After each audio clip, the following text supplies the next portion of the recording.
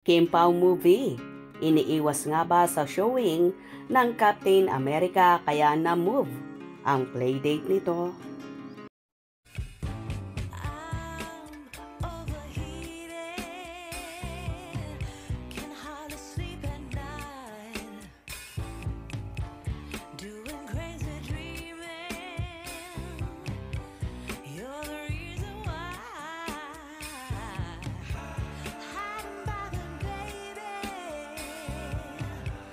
Naging issue para sa mga fan ng Kim Pao ang pagkakaurong ng pelikulang My Love Will Make You Disappear mula sa February sked nito to a March playdate.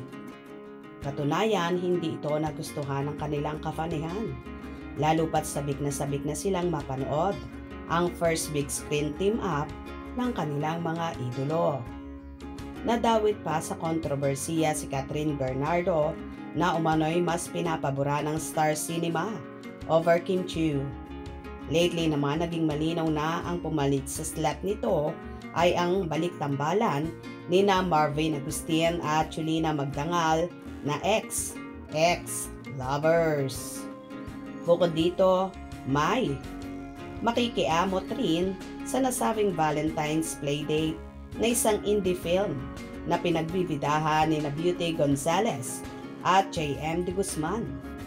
Sa X social media account naman, may mga fan na hindi pa rin makamove on sa pagkaka-pushback ng playdate ng My Love Will Make You Disappear.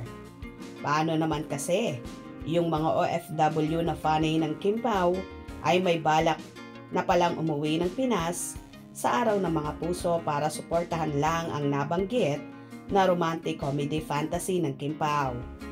Hirit pa ng mga kibitsers. Naging tradisyon na rin naman kasi sa local movie industry na karamihan sa mga pelikulang may playdate na ay either sinushoot o nagpo-post production pa 1 or 3 days before its premiere or playdate. So hindi na big deal ang ngaragan. Pati nga ang reunion movie ng Marjo ay pinagdidiskitahan ng kafanihan dahil ito nga naman umano ang nakinabang sa change of plans ng Star Cinema. Pero ano itong nasagap ko sa tweet ng isang birdie na hindi ang delay sa production ang dahilan kaya na-move to a further playdate ang launching movie ng Tambalang Kim Pao.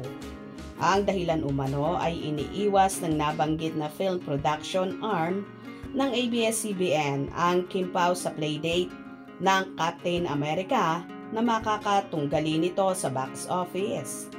Knowing Star Cinema for hyping its promo, matinik din ang business acumen nito at magaling itong mag-market ng kanilang pelikula at aware ito kung sino ang mga babanggain nila sa takilya.